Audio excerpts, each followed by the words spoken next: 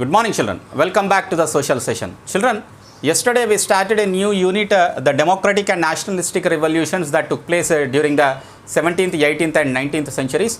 Under this, I told that we read about the three revolutions that has changed the course of the history. One is the Glorious Revolution, second one is the American War of Independence, and third one is about the French Revolution.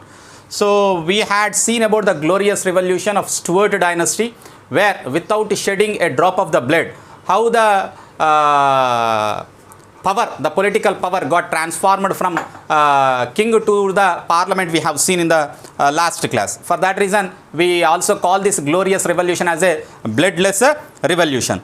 So it was in this period that people with land and property had the right to vote in the elections to the parliament. The seats in different areas had not been allocated according to the population during this period. As a result, many low population areas and had a large number of seats, while high population areas did not have any seat at all. The common people of England started asking for the right to vote and wanted changes in the system. It was in the year 1832 the voting rights were given to more people, and some of irregularities of the system were also removed during this period.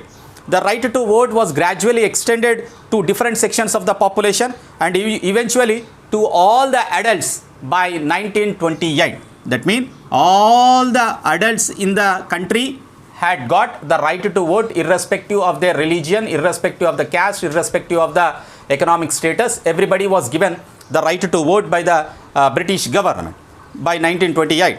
Thus, the parliamentary form of government has grew in England over the stages. In stages it has grew, not all of a sudden, but in stages. How did it become possible for the people of England to develop a parliamentary democracy? Many factors helped in this process. So it is not a single factor that helped them to switch over to the parliamentary democracy, but there are various factors. Firstly, England had a powerful middle class traders. Middle class traders, they are not the rich, but there were middle class traders are there. At the same time, middle class lawyers and rich landowners, these all wanted a share in the political system. They all wanted to participate in the political system, and they wanted to make laws which suited their benefits, and they did not want laws that would go against to their interests. They tried to protect and increase their rights with their political participation. Secondly, this middle class was able to emerge as a powerful because the trade and commerce of England was developing rapidly after the nationalist and centralized rule was established by the Tudor kings in England.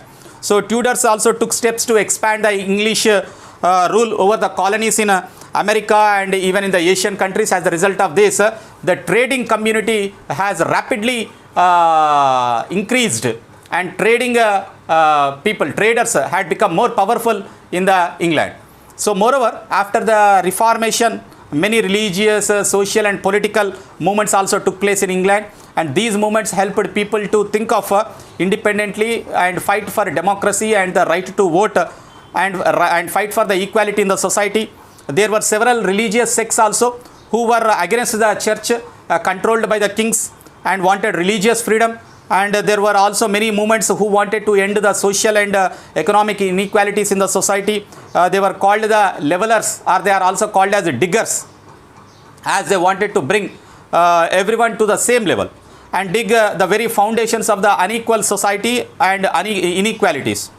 There were also Democrats who believed that all human beings are independent and they should only accept the laws which they have agreed to. They also believed that rulers should be representatives of the people rather than autocrats. These rulers who are ruling them, they should be the representatives of the people, but they should not be like a monarchs.